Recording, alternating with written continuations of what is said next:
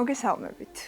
მიუხედავად იმისა, რომ შექსპირის ჯულიეტაზე უკვე 15 წლით უფროსი ვარ, მაინც დღემდე ოცნებად მაქვს სცენაზე ამ საკულტო პერსონაჟის განსახიერება და მე არ შემხვედრე ადამიანი, რომელსაც ცხოვრებაში ერთხელ მაინც არ უოცნებია ფილმში თამაშის, სცენაზე რომელიღაცა პერსონაჟის შესრულების, არ აქვს მნიშვნელობა, რომელი პროფესიის წარმომადგენელი იქნება ის. ეს ოცნება ყველას გვაქვს, იგივე შექსპირს, როცა კითხულობ ნებისმიერ სონატას, ზაღმაფრენით და მთელი შეგრძნებით, გსურს რომ ამ სცენაზე კითხულობდე და მაყურებელს უამბობდე. მოკლედ ეს ოცნება გვაქვს ყველას და უკვე დრო მოვიდა ამ ოცნების ასრულების და ძალიან სასიამოვნო ამბავი უნდა გითხრათ, ჩვენ ახლა ვესტუმრებთ მსახიობ ქეთი ჩხეიძეს, რომელსაც აქვს სახელოსნო, სადაც სამსახიობო ოსტატობის დასწავლა შეგიძლიათ სულ რაღაც 3 თვეში. ყოველ შემთხვევაში საბაზისო ცოდნის მიღება ნამდვილად შეიძლება. ქალბატონო ქეთი, მოგესალმებით. მადლობა რომ ხართ ჩვენი მასპინძელი ამ მშვენიერეს სივრცეში და ჩვენ ახლა ვსაუბრობდით იმაზე, რომ აი 3 თვე ცოტაა იმისთვის, რომ ჩამოყალიბდეს მსახიობი. თუმცა იმისათვის, რომ გაერკვეს მთავარ ნიუანსებში, რა არის მთავარი მოთხოვნა, როგორ უნდა შევიდეს როლში, ალბათ აი ამ ყველაფრის გასათავისებლად მაინც საკმარისია, ხო? აი გვიამბეთ თქვენს პროგრამაზე და იდეაზე აი ამ სივრცის შექმნის. იცით რა? 3 თვე არაფრისთვის არ არის საკმარისი. არც ერთი პროფესიისთვის. მე პირადად 4 წელი ვისწავლე და რო დავამთავრე, ვფიქრობდი, რომ მაინც არაფერი არ ვიცი თქო და ძალიან ნერვიულობდი, მაგრამ 3 თვე რატომ არის? ეს არის უფრო გასაუბრების დონეზე თეორიული საკითხები, აი თეორიულად რომ გაიგოს ადამიანმა რა არის ეს პროფესია, საერთოდ რა არის? არსებობს ეს შეკითხვა, ხო? ხო, რა არის? აი მოდით რა არის? ამით ხო, ეს არ არის, ხო, იმიტომ რომ მაყურებელს მაინც რჩება შთაბეჭდილება, რომ ეს უფრო გართობაა, ვიდრე გამოვიდა, იცეკვა, იმღერა, ლექსი თქვა, როლი ითამაშა, მით უმეტეს თუ კომედიური ჟანრია და არ არის დრამა ან ტრაგედია, ის ხო საერთოდ ითვლება, რომ მაშინ როცა დამეთანხმებით, რომ კიდევ უფრო რთულია კომედიური ჟანრის სპექტაკლის ამ ფილმის. ამ ყველაფრის ახსნა, რომ კომედიური ჟანრის თამაში ბევრად უფრო რთულია, თუ რატომ არის რთული, ამასაც თავის ახსნა აქვს. რა არის საჭირო იმისთვის, რომ კომედიას შეეწოდე და ასევე ტრაგედიას რა სჭირა და ასე შემდეგ, დრამის თამაში, ანუ მასალის გაცნობა, მასალას რო გაეცნობი, უნდა გაგახსენდეს დაუშვათ, მე მახსენდებოდა ჩემი პედაგოგები, როცა როგორ ეპოქას როცა ეხები რანაირად უნდა შეეხო, ხო, რითი უნდა დაიწყო პლასტიკით, ჩაცმით, იმიტომ რომ სხვანაირი მზერა იყო მე-16 საუკუნეში, ხო, თუ შექსპირს თამაშობდა. ეხლა სხვანაირია მზერა, სხვანაირია ხელის მოძრაობა, ფეხი, საუბრის მანერა, ხო? ესეთი აჩქარებულები და გიჟები ხო არ იყვნენ მაშინ ჩვენ რო ეხლა ვართ. სხვანაირად იყო. ეხლა კი არა, ჩვენი ბებიების თაობები იქცეოდნენ სხვანაირად და მით უმეტეს როცა ეპოქა. ეს ყველაფერი თეორიულად შეიძლება აი 3 თვის მანძილზე გაიარო. და მე სერიოზულად დაინტერესებული ადამიანი აგრძელებს უკვე პრაქტიკულად ამის მოსინჯვას. აი როგორ გგონიათ ქალბატონო ქეთი, რეალურად ისწავლება ამ მსახიობობა, თუ ეს თანდაყოლილი ნიჭია, ბევრი თვისების სინთეზია, თუ შეიძლება რომ შეისწავლო? ისწავლება. ხელობა ისწავლება, ყველანაირი ხელობა ისწავლება. უბრალოდ მხატვრობაც ესეა, შენ შეიძლება იყო იდეალური პორტრეტისტი, მაგრამ შემოქმედი შეიძლება არ იყო. აი ასევეა მსახიობის ოსტატობაც, ხო? ჩვენ ხო ვიცით, რომ არიან მსახიობები, რომლებიც რაღაცა კონკრეტულს აკეთებენ იდეალურად, მაგრამ თუ ის იმ კონკრეტიკას გასცდება, მერე სირთულეები იწყება. და ეს მერე და იმის მერე და კიდე ამას ზღვარი არ აქვს. ამიტომ ეს უკვე სხვა რაღაცაზეა დამოკიდებული. ანუ ჩვენ ვიზეც ვართ დამოკიდებული, ის წყვეტს ამას. და არა ჩვენი სწავლა. ეს არის სწავლება, ისწავლება ხელობა. აი როგორ მოქმედებ, როგორ უნდა ის რა არის მიზანსცენა, რა არის როლში სიღრმისეულად შესვლა, ქცევა და აი წინაზე რაც თქვი, აი ამას სწავლობენ 4 წლის მანძილზე მსახიობის ოსტატობას, როცა გადიან უნივერსიტეტში. და ძალიან დიდი რამ არის დამოკიდებული პედაგოგზე. ვინ არის შენი ოსტატი? ამას ვინ გასწავლის? გასწავლის ის, ვინც შენ მოგწონს და ბაძავ და გინდა რომ ყველაფერი ისე გააკეთო როგორც მას თუ ავტორიტეტი. ხო, ეს არის ესეთი აუცილებელი ეს აუცილებელი. და მე უკვე ნელ-ნელა როდესაც ეს თავდება, მე იწყება ფიქრი ინდივიდუალიზმზე. თქვენს ცხოვრებაში მთავარი პედაგოგი ვინ იყო? გიზო ჟორდანია. რა არის ის მთავარი, რაც დაგამახსოვრდათ? მისგან თაგონებული. იცით, ეს არ არის რაიმე ერთი წინადადება, ერთი ამბავი. ძალიან ბევრი რამე დამამახსოვრდა. პირველი ლექციაც დამამახსოვრდა. მისი ფრაზები როგორ შეგვიყვანა ჩვენ ნელ-ნელა და აგვიხსნა რომ გასართობად მოხვედით, მაგრამ არ არის ეს გასართობი ადგილიო და დავიწყეთ ნელ-ნელა ამის გათვითცნობიერება და ასე შემდეგ და შემდეგ უკვე მე არის ეწუდები, მე არის ხმის ამოღება ცოტა ხნის შემდეგ, რომ ხმა მოიღო, მაგრამ და ჩუმად ხარ და ჩუმად აკეთებ ვაშლს ჭრი და ანუ ვაშლი თუ გიჭირავს, არ უნდა გეგონოს, რომ საზამთროა, ან ნიორი, თუ ვაშლია, ანუ უნდა რა არის გარდასახვა? პირველ რიგში დაჯერება, ხო? შენ თუ გინდა რომ გარდაისახო დაუშვათ ერთი ადამიანიდან მეორეში, უნდა დაიჯერო რომ ის ხარ. ნუ ეს ურთულესი პროცესია, მაგრამ დასაძლევია, შესაძლებელია. რეპეტიციების შედეგად, აი როგორც თუ რას სწავლობთ და სხვა რაღაცას სწავლობთ, ხო? ესეც ისწავლება, ნელ-ნელა შენ მიდიხარ. აი პრაქტიკა, პირველი გასვლა სცენაზე, თუ შეგიძლიათ რომ გაიხსენოთ, როცა ისწავლეთ ეს მთელი ეს თეორია, პრაქტიკული ნაწილიც და ახლა უკვე ამის დემონსტრირების დროა. რა შიშები, რა შფოთვები გქონდათ, რომელიც გადალახეთ? აი ამის აღწერა ესე სიტყვიერად შეუძლებელია, იმიტომ რომ მთელი ის 3 წელი პირველი სპექტაკლი იყო მესამე კურსზე, ანა ფრანკის დღიური, როცა სცენაზე გავედით და ის 3 წელი თითქოს არ ყოფილა, თითქოს არაფერი არ გვისწავლია, თითქოს უცებ ხდები 0. შიში ისეთი რამეა და მაყურებლის მიმართ შიში ეს საშინელი რა იცით რა არის სტუდენტი როცა ხარ ჯერ არ არის მოსული პასუხისმგებლობის გზნობა. მე მაგალითად ეხლა უფრო მეშინია ვიდრე მაშინ. მაშინ მასწავლებლის მეშინოდა. იმიტომ ნიშანი უნდა დაეწერა ჩემთვის. და იმის მეშინოდა ვითამაშებ თუ არ ვითამაშებ. ეხლა კი ვიცი რომ კი ვითამაშებ, მაგრამ მაყურებლის ძალიან მეშინია.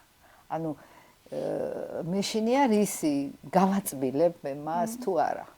თან როცა თამასა მაღალია და რაც უფრო დიდი დრო გადის, მით უფრო მატულობს ეს, იმიტომ რომ მე ეს ითამაშა და აბა ეხლა რა იქნება? აბა ეხლა ამას როგორ გააკეთებს? ეს ხო ვიცით რომ ეს ესეა.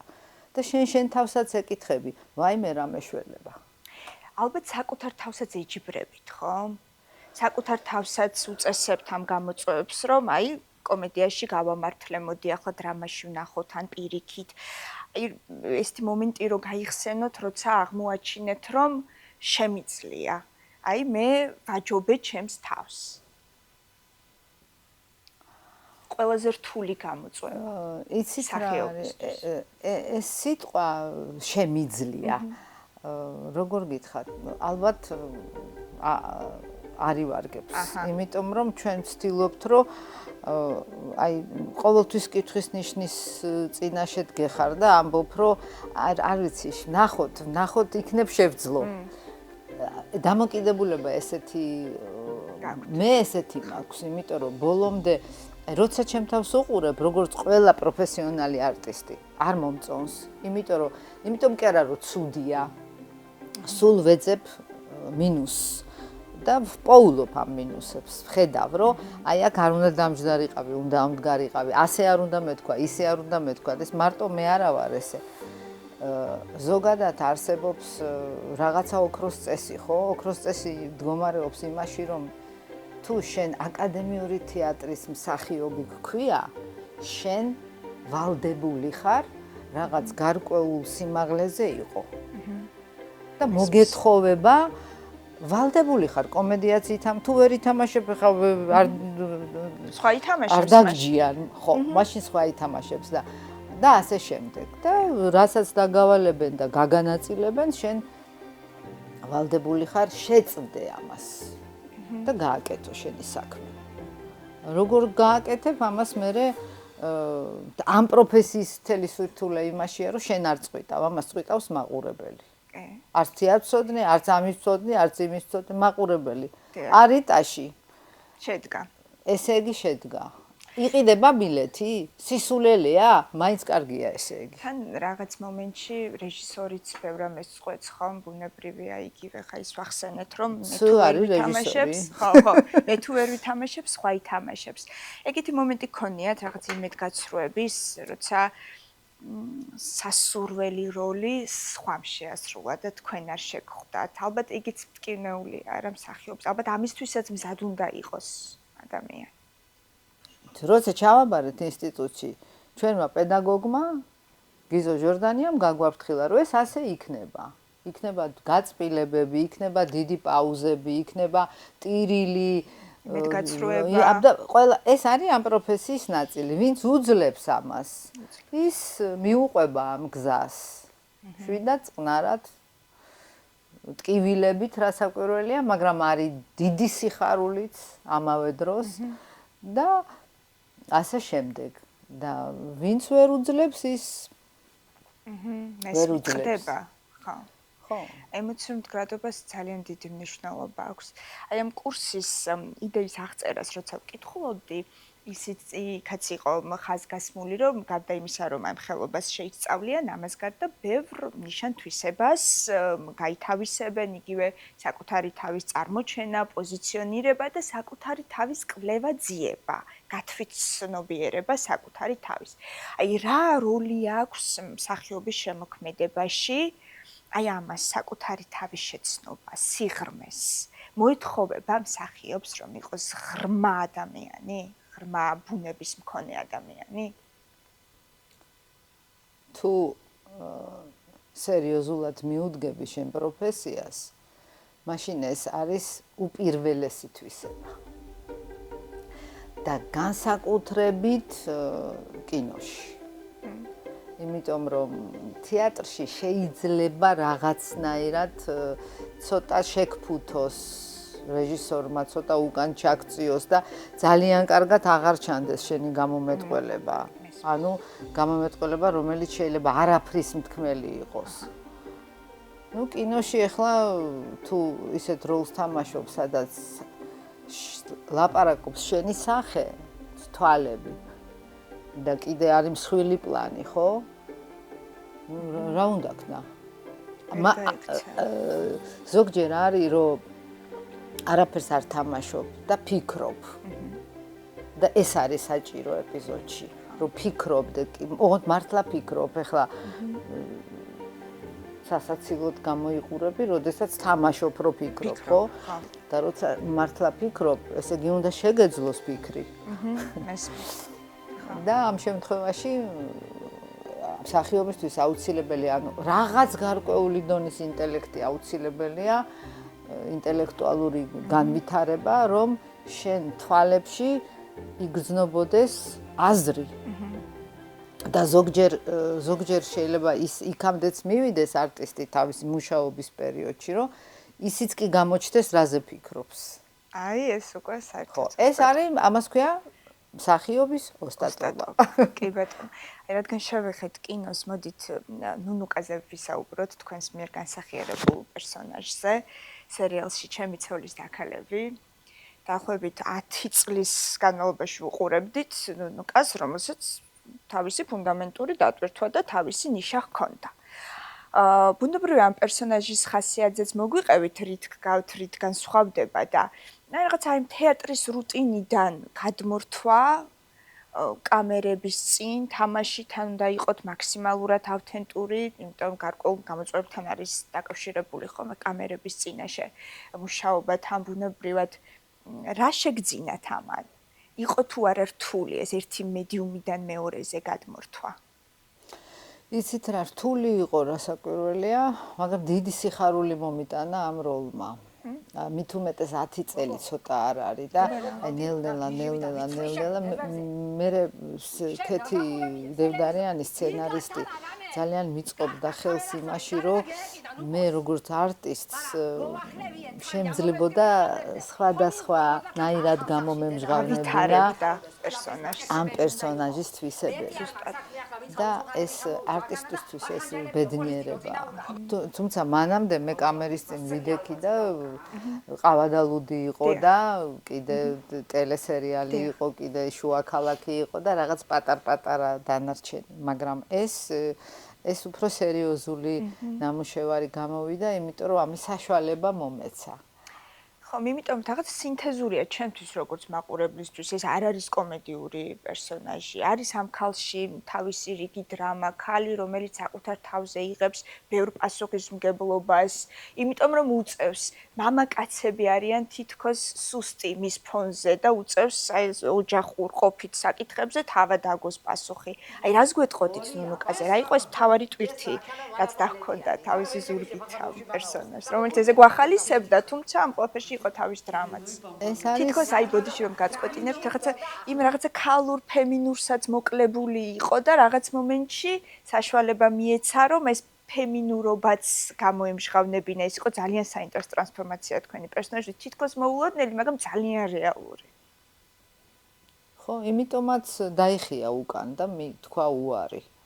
აი თავის ქალურ ბედნიერებაზე, იმიტომ რომ ვერ მიიღო უცხოხილი იყო მისთვის ეს ყველაფერი. გადაჩვეული იყო. და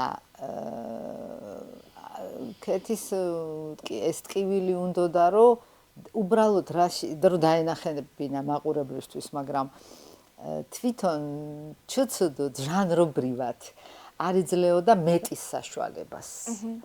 ანუ ეს რო ყოფილიყო დრამა, მაგალითად თვითონ ჟანრობრივად დრამა რო ყოფილიყო ეს სერიალი იყო უფრო მსუბუქი და ყოფითი. ამიტომ ძალიან ესე აშკარად არ იყო საშუალება, რომ გამომჟღავნებულიყო ქართველი ქალის დრამა, რაში მდგომარეობს. ჩვენი პრობლემა ზოგადად, დრამა შეიძლება ეს არ არის, მაგრამ არა, ალბათ არის მაინც უფრო.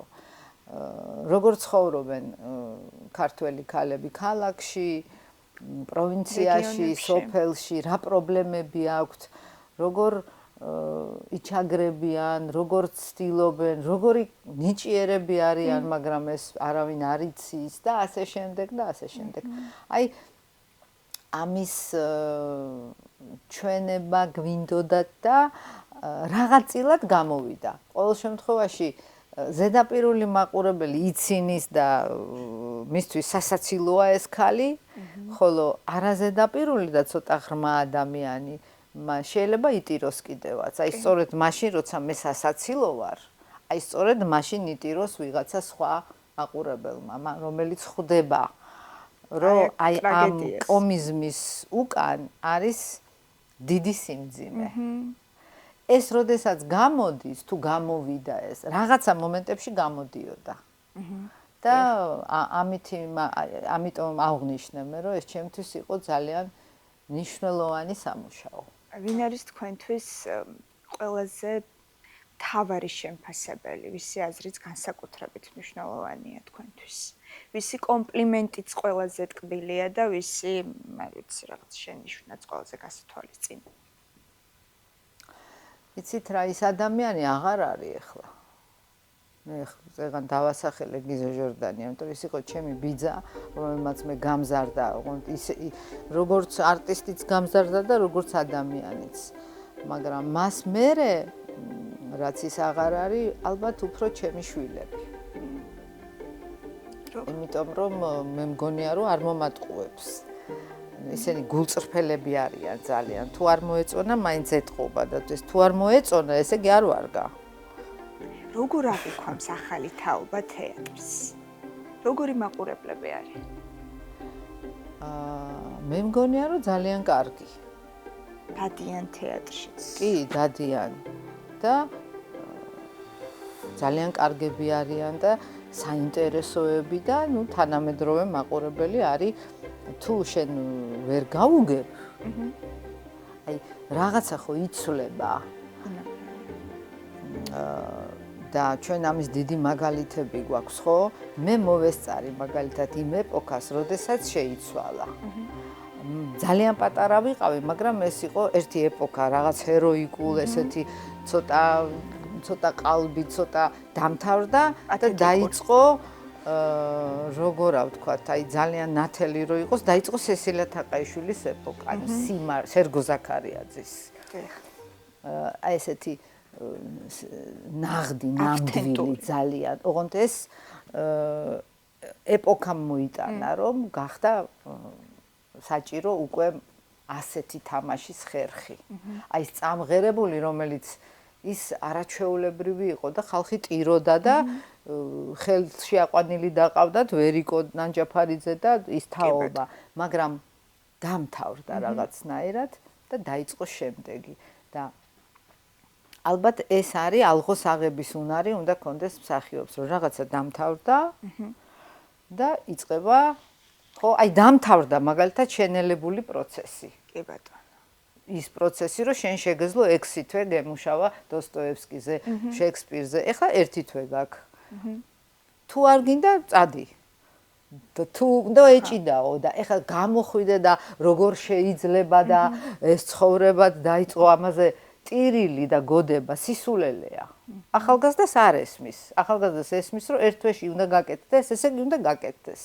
ამიტომ შენ უნდა შეიძლება არ მოგწონდეს ეს, მაგრამ ხარი აუბა. ზუსტად. გაიგო მისი.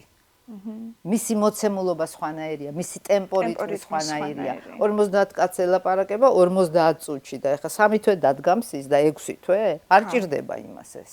მესმის. და შენ თუ ეტყვი, რომ იცი მე არ შემიძლია და მე ასე ვარ მიჩვეული. ვისაც შეუძლია ის ითამაშებს. აბსოლუტურად მესმის. თითქოს რაღაცა პერიოდი კინოშიც იყო, რა თქმა უნდა, სტაგნაცია, ლითარგიულ ძილს ვეძახი და თეატრშიც იშვიათად დადიოდნენ მაყურებლები და რაღაცა არ ვიცი, 1-5 მაყურებლისთვის თამაშობდა მთელი დასი. აი, ბოლო დროს თითქოს ისევ აქტიურად დაიწყო მაყურებელმა სიარული კინოშიც და თეატრშიც. აი, რა არის თქვენი აზრით ამის მიზეზი? ის რომ თეატრი ისევ და ისევ აქტუალურია, ახალი თაობა ეძალება, ახალ თაობას აინტერესებს. რა განაპირობებს თეატრის მარადიულობას, მიუხედავად იმისა, რომ ძალიან ბევრჯერ ითქვა, არ ვიცი, კინო რო ჩაისახა, ეხა თეატრი ვიღას უნდა, ეხა კინო გახდება ავანგარდში, ის იქნება ფლაგმანი, ის იქნება, მაგრამ ცალსახად ვხედავთ, რომ უდიდესი დისციპლინა საუკუნეების წინ შექმნილი დღესაც ავანგარდში. ძალიან მარტივია ამაზე პასუხი. ეს არის ცოცხალი კონტაქტი. მეტი არაფერი არ არის თეატრი. ხო? კინო ჩამოდევს აგე თაროზე, გადმოიღებ, უყურებ, დადებ ისე უკან, ისევ გადმოიღებ, ჩართავ, უყურებ. YouTube-ი ისა კინოშიც აღარ დადეს, ხახშია ყველას კინო. ხო. თეატრი სხვა რამეა, თეატრი არის ცოცხალი ადამიანი, აგ 2 მეტრაში დგას და რაღაცებს ლაპარაკობს და შენ ტირი. ან იცინი. და ეს ჟანრი ზოგადად არიან ადამიანები, რომლებსაც ეს ძალიან მოწონთ. არის ხალხი, რომელსაც სულ არ უყვარს თეატრი, მაგრამ დამოკიდებული რაზეა, იცით? თუ ჩვენ შევძლებთ, რომ აღზარდოთ მაყურებელი, აი ახალგაზრდა, მოზარდ მაყურებელთა თეატრი რატო ქვია და თოჯინების თეატრი. თუ ბავშვი წავიდა მოზარდის მაყურებელთა თეატრში 6 წლის და უშუალოდ 7 წლის და ნახა ძალიან ცუდი სპექტაკლი, ის არასოდეს თეატრში აღარ წავა. და თუ კარგი სპექტაკლი ნახა, ვეღარ გამოიყვან თეატრიდან. ისეთი მომაჯადოებელი ძალა აქვს ამ ადგილს, რასაც ქვია თეატრი. არტისტები ხო კვდებით იქ და ყველას უნდა რომ იქ მოკვდეს. და მაყურებელიც ესეა, ვეღარ შორდება მერე. აი თუ ერთხელ დიდი სიამოვნება მიიღო და სიამოვნება რაში მდგომარეობს ეს ადრენალინი, რომ გამოდის და მერე რომ ფიქრობს. მეორე დღესაც ფიქრობს, იმას ეს როგორ უთხრა, თეთა რატომ, რანაირად, ანუ აი ეს თუ არის, ეს არის თეატრი, ხო? ან კომედია, როდესაც შენ იცინი და აი არაფერი აღარ გახსოვს. და მოდიხარ სახში დასვენებული, ბედნიერი და გავიწყდება ყველაფერი. აი ეს არის თეატრი და თუ თეატრი ეს არის, ეს არასოდეს არ დამთავრდება. ესმის. რა სიტყოდით თეატრის კრიტიკოსებზე? თეატრის კრიტიკოსების სიმწირეა ზოგადად ქვეყანაში, არ არის ბევრი, თუმცა მაინც იწერება, ხომ, ეს რეცენზიები სხვა სპექტაკლის შემდეგ. როგორია, რამდენად ობიექტურები არიან, რამდენად აქცენტირებენ იმაზე, რაც მაყურებლისთვის ნიშანდობლივია, იმიტომ რაღაც მომენტში ალბათ მაყურებლის გემოვნებას ხვეწავს, ხო, კრიტიკის წაკითხვა, რომ აი თურმე ის აქცენტი ყოფილა რელევანტური, მე კი ეს მეგონა. რა სიტყოდით? იცით რა, მე ამ საკითხზე ვფიქრობ ასე. ჩვენი ქვეყანა ხო, ეხლა დღეს და აი ბოლო წლებია, ბოლო 30 თუ რამდენი დაახლოებით ესე. ძალიან მძიმე მდგომარეობაში აღმოჩნდით. ამის გამო ამ პროფესიებმა და ზოგადად ამ დარგმა თითქოს დაიკარგა რა? დაიკარგა მეტრები დაიკარგნენ. ანუ თეატრმცოდნე, კინომცოდნე, როდესაც გაზეთი, ჟურნალი პირველი რას ელოდებიან, როდესაც სპექტაკლი არის გათამაშებული, ხო? ან ფილმის პრემიერა, რას იტყვის ესა და ეს ჟურნალი, რას იტყვის ესა და ეს გაზეთი, რას ავტორიტეტი. ავტორიტეტი რო შედგეს, უნდა იყოს ძალიან მაღალი დონის პროფესიონალი. თეატრმცოდნე უნდა იყოს ადამიანი, რომლის სიტყვა იქნება ძალიან მნიშვნელოვანი. აი ჩვენ უნდა მივახციოთ, ჩვენმა ქვეყანამ უნდა მიაღწიოს იმას, რომ ეს როგორც არტისტებში, როგორც რეჟისორებში, ისევე ეს დარგია, ხო? ეს არის პროფესია, ეს არის დარგი. შეიძლება ჩვენთვის ცოტა საჩოთი როა, იმიტომ რომ ჩვენ არ გვიყვარს კრიტიკა, არტისტებს არ უყვართ, როცა მარტოქება გვიყვარს, მაგრამ ეს სისულელეა, ხო? აუცილებლად უნდა იყოს, მაგრამ ავტორიტეტი არის პიროვნება, რომელიც შედგება პროფესიონალად. მისი აზრი უნდა იყოს, შიშის ზარს უნდა გცემდეს ის რას იტყვის. რას დაწერს იმ ჟურნალში, რომელიც იქნება ძალიან პრესტიჟული. ამას ჭირდება ფული, ამას ჭირდება განათლება და ბევრი რამე, რაც ნელ-ნელა არ იყო, ხო? ჩვენ რაღაცას იქ თამაშობდით სპექტაკლი. იყო რაღაცა პროფესიები, სადაც მაინც რაღაცნაირად მესმის თან ობიექტურობა, იმიტომ ახსენე, მიუკერძოებლობა არის ფუნდამენტური მნიშვნელობის, იმიტომ რომ აი ამ ხელაში რომ მას დებს მთელი დასი, უცებ გამოდიხარ და არ მოგეწონა. ეს პირდაპირ ხაზს უსვამ. თან ესეთი პროფესია, ალბათ ამისთვისაც მდგრადობა უნდა გქონდეს გამომუშავებული მსახიობს, გულს სულსდებ და აი არ მომეწონა, ან მე უკეთ ვითამაშებდი ვიღაცა იტყვის, ან არ ვიცი, ეს რაღაც ხაზს გადაუსვამ. ვიღაცამ რაც უნდა ისა თქვას. ვიღაცაში არ არის საქმე. მე ვლაპარაკობ თუ არ მოეწონა პროფესიონალ ჟურნალისტს, შემდგარ თეატრმცოდნეს. ის ჯერ ერთ-ერთი ყოველთვის ასაბუთებს, რატომ არ მოეწონა. აი ზუსტად, ეს უნდა ვისწავლოთ. არ მომეწონა, იმიტომ რომ მომეწონა, იმიტომ რომ, ოღონდ ეს იმიტომ რომ უნდა იყოს მაღალ პროფესიულ დონეზე ახსნილი. და არა, არ მომეწონა და ხო. ამას მერე მოყვება ხოლმე კამათი. ხო? და ასე შემდეგ. მესმის. ეხლა დიდი სპექტაკლები რო იდგმო კავკასიურ ცარცისტრეზე თეატრმცოდნებმა ზოგიერთმა დაწერეს ეს რა სისული ეს რა არისო ამბობდნენ და ძალიან ბევრი მეც მქონია ასეთი შემთხვევა ყვარყვარე რო დადგა ლევან წულაძემ დაწერეს როგორ გაუბედა ამ ლაწირაკმა შევარდნაძეს ესეთი რამეო ეს რას გვანან ესენი ვინ არიანო და მაყურებელი ფეხზე იდგა ტაშს უკრავდა. ანუ შევარდნაძეს როგორ გაუბედაო ეგ დაწერეს ის კი არა რომ რატო იყო სპექტაკლი. ამიტომ ეს ჩაიკარგა, მაგრამ გააჩნია ვინ ამბობს ამას. როდესაც სერიოზული პროფესიონალი ლაპარაკობს კრიტიკოსი, რატო ქვია სიტყვა რას გულისხმობს, ის ასაბუთებს ამას. აბსოლუტურად გეთანხმებით. რა არ მოეწონა, გადაწყვეტას არ ეთანხმება, მსახიობის ოსტატობას არ ეთანხმება, რეჟისორის ნამუშევარს არ ეთანხმება, მხატვრობას, განათებას, თუ რაშია საქმე. ეს მაყურებლებმა აი მაშინ არის სერიოზული საგანი. კამათის მაყურებლებმაც უნდა ვისწავლოთ, იმიტომ რომ ყველას გვაქვს ხელში ეს ტელეფონები, გაჯეტები და შეგვიძლია ჩვენი აზრის თავისუფლად დაფიქსირება და აბსოლუტურად არაობიექტური კრიტიკა იწერება ხშირად სხვადასხვა სპექტაკლის თუ ფილმის კომენტარებში და მოდი ჯერ ვნახოთ თან ეს უპირველეს ყოვლისა ვნახოთ და სხვისი გავლენების ქვეშ ნუ მოვექცევით და როცა ვნახოთ დავასაბუთოთ ჩვენი აზრი. ნუ ამას სხვანაირად თქვენ როგორ რეაგირებთ კრიტიკაზე? იმიტომ არსებობენ ადამიანები, რომელთათვის ეს დესტრუქციულია, ზოგისთვის პირიქით სტიმულია. თქვენ როგორ რეაგირებთ? ეხლა თუ არ მოვწონვარ ვიღაცას, როგორ გამიხარდება? ძალიან მტკივნეულად რეაგირებ, მაგრამ უნდა გავიგო რაშია საქმე, რა არ მოწონს ამ ადამიანს და იქნება მართალია. და შენ თუ სერიოზული პროფესიონალი ხარ, შენ უნდა დაფიქრდე, რა სითხოვენ შენგან, რაშია საქმე და შეეცადო რომ გამოასწორო. არის შემთხვევები, როდესაც სისულელეა და არ მიაქცევ იმას ყურადღებას და გააგრძელებ შენ საქმეს.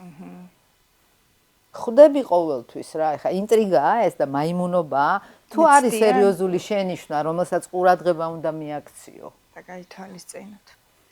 შეგვიძლია გადავინაცვლოთ მეორე სივრცეში, სადაც გაკვეთილი უნდა ჩაატაროთ, გიყურებთ, სიამოვნებით გავესაუბრებით თქვენს შეგირდებს და მეც თუ რაიმე დავალებას მომცემთ, ჩემთვის საინტერესო გამოწვევა იქნება. ეწუც გააკეთე. გავაკეთებ ეწუც. მოგცემ. კეთი ჩხეიძის სახელოსნოს შეგირდები უნდა გაგაცნოთ არჩეულებრივი ადამიანები ეიკა, მარიამი და ლიკა. მინდა აღვნიშნო, რომ ამ ადამიანებს აქვთ უკვე თავიანთი პროფესია, შემდგარი ქალბატონები არიან და გადაწყვიტეს, რომ სამსახიობო ხელოვნებას დაეუფლონ და მე გადაცემის დასაწყისში ვახსენე, რომ მე არ მეგულება ადამიანი, რომელსაც ერთხელ მაინც არ უოცნებია ფილმში მონაწილეობა, ან იქნებ სცენაზე დგომა, ხომ? აი მომიყევით თქვენს შემთხვევაში რა გახდა მთავარი გენერატორი და კატალიზატორი, რის გამოც გადაწყვიტეთ ამ ძალიან საინტერესო სივრცეში მოსვლა. მოდი ეკა თქვენგან დავიწყოთ. მე მთელი ცხოვრება მინდოდა რომ ყოფილიყო მსახიობი, შეიძლება ითქვას რომ ჩემი გადმოსახედიდან ვერ შემდგარი მსახიობი ვარ თუ არ შემდგარი მსახიობი, ამიტომ სულ მინდოდა მეცა და ესე ჩემთვის სახლში გადავიცვამდი ხოლმე ფოტოებს ვიღებდი, ანუ შედიოდით იმიჯში სელფებს კი სხვადასხვა ტანსაცმელში, სხვადასხვა პერსონაჟი და მინდოდა რომ ეს ფოტო რომელიც იყო სტატიკური, გამხდარიყო დინამიკური, ანუ მოძრაობაში მეცა და ეს გარდასახვები და შემიძლია ვთქვა, რომ საუკეთესო გადაწყვეტილება იყო ბოლო წლების ჩემთვის. თან საინტერესოც გახადა ალბათ ცხოვრება, ხომ? აი რუტინისგან გადახვევა თან როგორი შემოქმედებითი. მარია, მოდით თქვენი გამოცდილება გაგვიზიარეთ, რა მოგცათ ამ სივრცეში? კომფორტის ზონიდან გამოსვლა მინდოდა, ასევე საკუთარი თავის დასახვეწაც.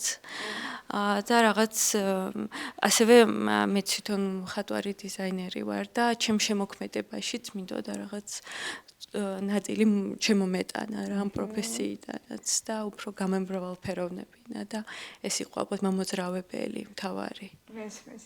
ლიკა, აბა გითხარით. რა არის მთავარი რაც ისწავლეთ მთელი ამ დროის განმავლობაში? რა აღმოაჩინეთ საკუთარ თავში?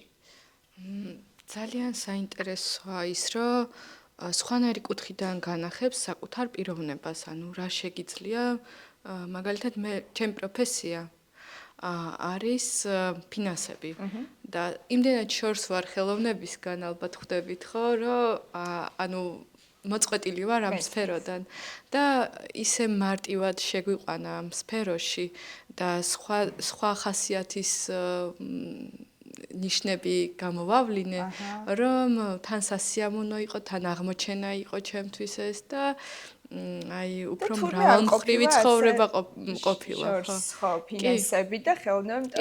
ხო, აი ხელოვნება არის ყველაფერი ასე. კი, ნამდვილად, აი ჩაგვახედა რამდენად შეიძლება გავამდიდრო ჩემი ხასიათი, აი უბრალო სიუჟეტებიდან, როგორც არის აი ტყეში ეტიუდი, აი რამდენად მრავალმხრივად შეიძლება წარმოადგინო საკუთარი შესაძლებლობები და საკუთარი თავი. დაიცით რა მეინტერესებს გოგონებო. აი თუ გქონდათ რაღაცა ერთგვარი კომპლექსი, იგივე ცოტა ხანში ეწიოდი უნდა გავაკეთოთ და თავი ნერვიულობ და მინდა რომ დამეხმაროთ და გამომხნევოთ. რაღაც უნდა შეასრულო, შეხვიდე როლში, თან იმ თავითვე ფიქრობ, მოახდენ თუ არა შთაბეჭდილებას, იმიტომ ამას იმისთვის აკეთებ, რომ ვიღაცამ კომპლიმენტი გითხრას, ხო, რაღაცა გამოგივიდეს ეს ეწიუდი. აი ეს შინაგანი შიში და შფოთი როგორ გადალახეთ, თუ ჯერ კიდევ ამის გადალახვის პროცესში ხართ? ჩემი აზრით ჩვენს შორის ალბათ უფრო მარტივია ამ შფოთვის გადალახვა, რადგან ყველა ერთ საფეხურზე ვართ თითქოს.